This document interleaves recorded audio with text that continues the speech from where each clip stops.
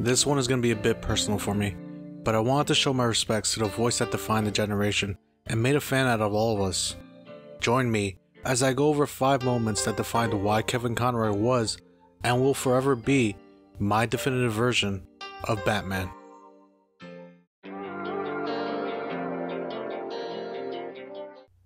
For some people, we see Batman the Animated Series as nostalgic, bringing us back memories of Saturday morning cartoons, childhood moments, and simpler times. While all that's true for me, it goes deeper to me. Before Batman the Animated Series, I was relatively unaware of DC and all its amazing stories and characters. For me, Batman served as a gateway to the world of DC. This is the first Batman I saw in any form, and it was the first time I saw any characters in the DC world, with villains like the Joker, Riddler, Mr. Freeze, and Two-Face, or heroes like Robin, Alfred, Batgirl, and Batman himself. This world showed me what a hero was, that the right path wasn't always the easiest, that helping people, including those you care about, isn't about returns or favors, but about doing what's right. Batman here was a detective, was committed to justice and saving those that he felt the world abandoned, that even criminals at the end of the day are people and deserve humility and understanding. Kevin Conroy's performance is what made it more impactful, and frankly, I can't imagine another voice in the world. His tone, cadence, and manner of speaking brought a believability to the character both as Batman and Bruce Wayne, showing us that even in the darkest moment of our lives, there's a light to guide us through. Conroy performed as Batman in countless episodes of Batman the Animated Series, the Justice League, an award-winning video game series, and tons of animated movies. I want to go over 5 moments who for me defined why Kevin Conroy will always be my Batman. After Batman the Animated Series finished airing, a spin-off series involving the Justice League was produced. In its 4th season episode, Epilogue, it was intended to be the finale of the entire DC animated universe and serve as a reminder that Batman was the one who started it all. The episode is a must-watch for its connection to the Batman Beyond series and the overall DCAU. But the moment that spoke to me was Batman sitting with Ace. Ace is a metahuman whose reality-warping powers was not only destroying everything around her, but causing her body to give out. Amanda Waller wanted Batman to kill Ace with the device he gave her. Batman asked to confront Ace himself without the intervention of others. To be honest here, he doesn't have too many lines, and it's not a monologue.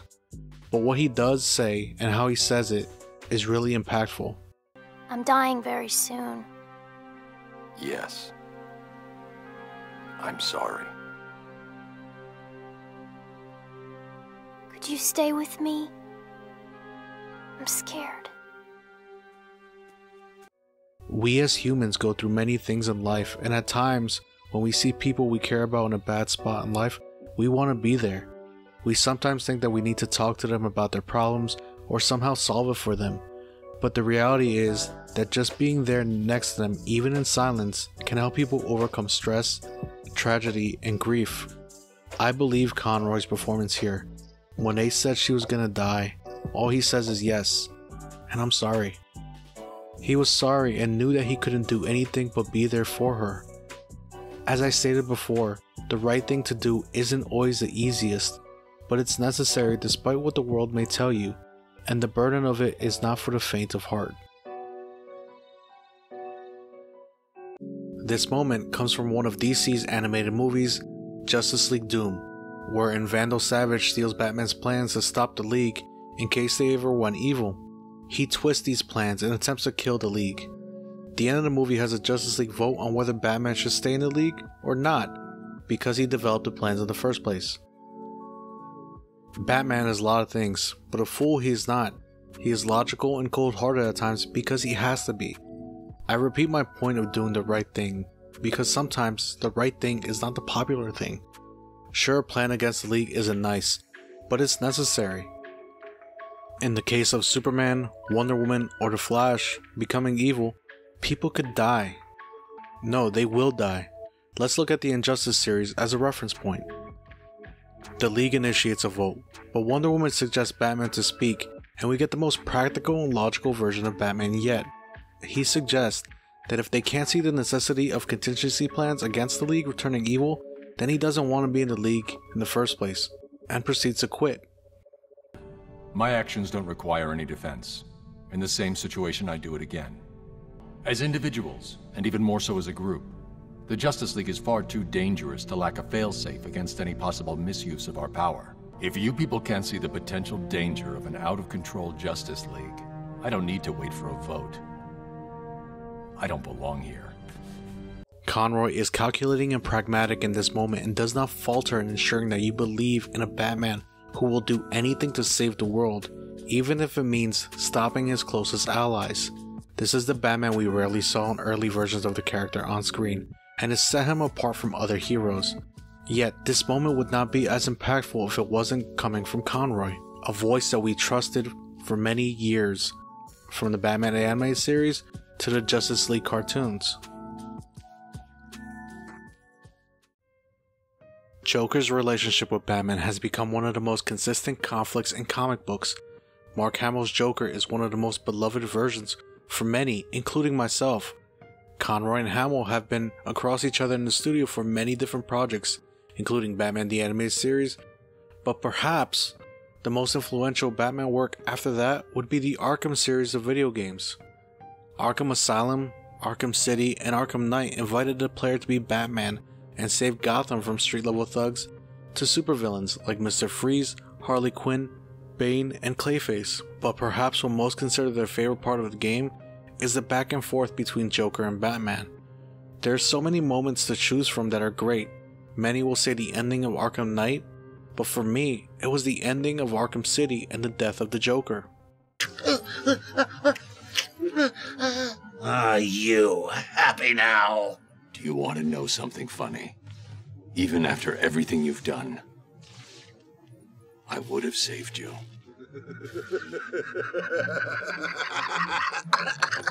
You know, that actually is pretty funny.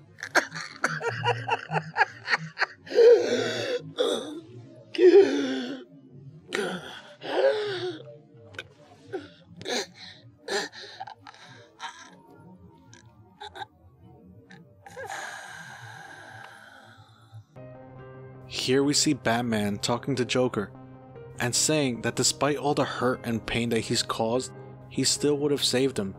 It's a culmination of years of work between these two actors that really sell this moment, the natural flow of conversation, and the reinforcement that as Batman he will always try and save people even if the world thinks they don't deserve it.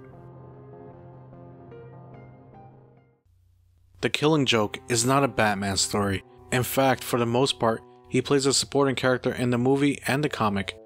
This is a Joker story through and through that shows the extent of his psychosis and willingness to hurt those around Batman in order to drive him to madness, to break him. The film was controversial for its inclusion of the sexual relationship between Batman and Batgirl, as many thought it was out of character and unnecessary, and to be honest, I kind of agree. But the moment that sells Conroy for me was the ending, and it was something that was out of character. At the end, with Joker caught, he begins to tell Batman a joke. One would expect Batman to remain cold and unfazed.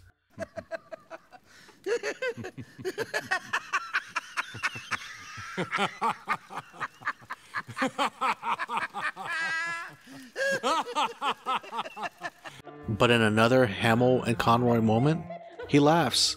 As weird as it is to laugh, it made it feel like two old friends were having a moment, and we as the audience were in on their journey and friendship over the years, despite on screen it still being Batman and Joker. The Batman animated series provided many moments for fans to enjoy, and you can name dozens of scenes that are worthy for any list.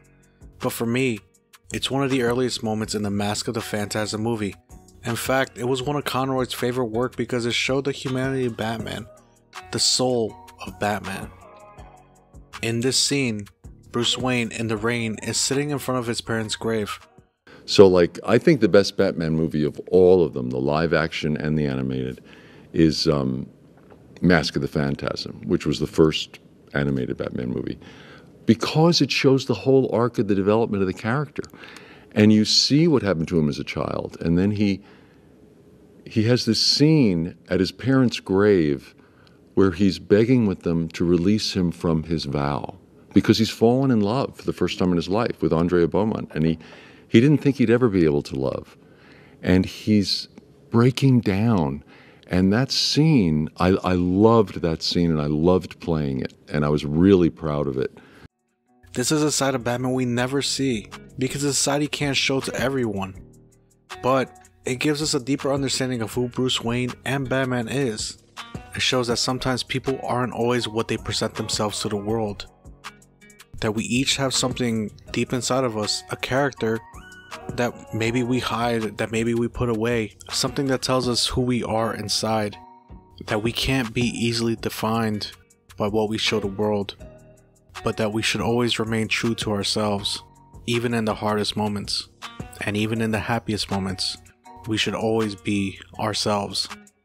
Whatever your feelings about Conroy as Batman, what we all can agree on is that his work as Batman paved the way for DC animation to grow as a brand and influence many people. For me, it brought me into the DC world, and I can safely say my work on this channel would not have existed without him. If you enjoyed this video, hit that like button, and if you don't want to miss out on my next video, subscribe and click that notification bell. Thanks for watching this one. I really do appreciate you guys sticking around and watching my videos. And as always, take care and have an awesome day. And for more DC stories, click this video right here.